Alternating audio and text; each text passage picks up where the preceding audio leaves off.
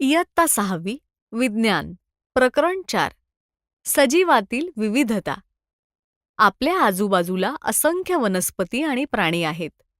विशाल वटवृक्षापासून ते सूक्ष्मदर्शकाने दिसणाऱ्या वनस्पतींपर्यंत निसर्गात अद्भुत विविधता आहे. या प्रकरणात आपण वनस्पती आणि प्राण्यांच्या विविधतेचा, त्यांच्या वैशिष्ट्यांचा आणि अधिवासांचा अभ्यास करणार आहोत. वनस्पतींचे प्रकार. हा फोटो कोणत्याही जंगलाचा नाही. हे सगळे मिळून एकच झाड आहे. कोलकाता येथील वनस्पती उद्यानातील 250 वर्षे वयाचा वटवृक्ष, ज्याला 3,500 पेक्षा अधिक पारंब्या आहेत. जगातील सर्वात विशाल वटवृक्ष आंध्र प्रदेशात असून त्याच्या सावलीत एका वेळी 10,000 लोक बसू शकतात. वृक्ष. मजबूत बुंधा, उंच फांद्या. आंबा, वड, चिंच. झुडूप. जमिनीपासूनच फांद्या. गुलाब, मेंदी, कण्हेर. रोपटे. लहान नाजूक खोड. कोथिंबीर, तुळस. वेली. आधाराने वाढणाऱ्या, आरोही व रांगणाऱ्या वेली. पाने, फुले आणि फळे. विविधता. पानांची विविधता. लहान मोठेपणा, आकार, कडा, गुळगुळीतपणा, शिरा. प्रत्येक पान वेगळे असते. या वेगळेपणालाच विविधता म्हणतात. फुलांची विविधता. काही वनस्पतींना कधीच फुले येत नाहीत. काहींना ठराविक हंगामात, काहींना बारमाही. आकार, रंग, पाकळ्यांची संख्या यात खूप विविधता असते. फुलांपासून फळे तयार होतात आणि फळांमध्ये बीज असते. आंबा, जांभूळ, बोर यात एकच बी असते, तर संत्री, लिंबू, फणस यात अनेक बिया असतात. शिराविन्यास आणि मुळांचे प्रकार. शिराविन्यास अर्थात व्हेनेशन. पानाच्या आतील शिरांच्या मांडणीला शिराविन्यास असे म्हणतात. जाळीदार शिराविन्यास, पिंपळ, आंबा, वड. समांतर शिराविन्यास, केळी, ऊस, गहू. मुळांचे प्रकार.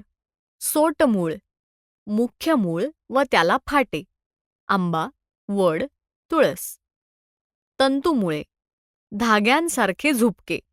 गहू, ज्वारी, ऊस. सोटमूळ असलेले वृक्ष वादळातही सहज कोसळत नाही.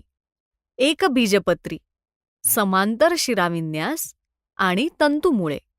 उदाहरण: गहू, ज्वारी, ऊस, केळी. द्विबीजपत्री, जाळीदार शिराविन्यास अधिक सोटमूळ. उदाहरण: आंबा, वड, तुळस, मोहरी. बीजपत्रे. एकबीजपत्री व द्विबीजपत्री. द्विबीजपत्री बीज. बीज भिजल्यावर 2 समान भाग होतात. उदाहरण: हरभरा, वाटाणा, मोहरी, शेंगदाणे. एकबीजपत्री बीज. बीजात एकच स्वतंत्र भाग असतो. उदाहरण: गहू, तांदूळ, ज्वारी, मका, बाजरी. काश्मीरमध्ये गुलाबाच्या अनेक जाती आढळतात. काही लहान झुडपे, काही वेलीप्रमाणे पसरणाऱ्या. तेथील काही जातींच्या गुलाबांवर गुलाब बीजेही येतात. अधिवास. वनस्पती आणि प्राण्यांचे घर. वनस्पतींच्या आणि प्राण्यांच्या वाढीसाठी अनुकूल असणाऱ्या परिसराला अधिवास असे म्हणतात.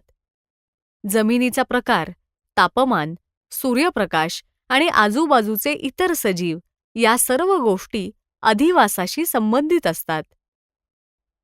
जलीय अधिवास. कमळ, पाणवत. पाण्यावर तरंगणाऱ्या वनस्पती. मासे, संपूर्ण जीवन पाण्यात.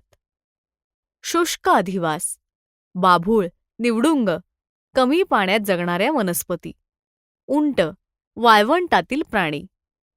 बर्फाळ अधिवास. हिमालयातील वनस्पती व अस्वले, थंडीशी जुळवून घेतलेले सजीव. वनीय अधिवास. वाघ, कोल्हे, लांडगे, जमिनीवर राहणारे भूचर प्राणी. प्राण्यांचे वर्गीकरण अधिवासानुसार. चरक ऋषींचे वर्गीकरण. हजारो वर्षांपूर्वी चरक संहिता ग्रंथात प्राण्यांचे सूक्ष्म निरीक्षणांवर आधारित वर्गीकरण केले गेले. बिळात राहणारे, दलदलीत राहणारे, झाडांवर राहणारे, पाण्यात राहणारे, गुहेत राहणारे. जलचर संपूर्ण जीवन पाण्यात. मासे. उभयचर जमीन व पाणी दोन्ही. बेडूक. भूचर जमिनीवर राहणारे. गाय, वाघ. खेचर आकाशात विहार करणारे पक्षी. वाळवंटातील उंट. लांब पाय, गरम वाळूपासून शरीर उंचावर राहते.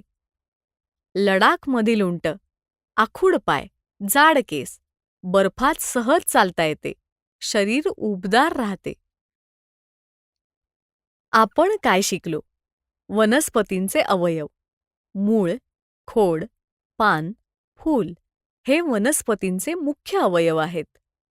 वनस्पतींचे गट. वृक्ष, झुडूप, रोपटे, आरोही वेली, रांगणाऱ्या वेली. खोडाच्या प्रकारांनुसार गट. बीजपत्रे व शिराविन्यास. एकबीजपत्री, समांतर शिराविन्यास व तंतुमुळे. द्विबीजपत्री, जाळीदार शिराविन्यास व सोटमूळ. अधिवास. प्रत्येक सजीव त्याला अनुकूल परिसरात म्हणजेच त्याच्या अधिवासात आढळतो.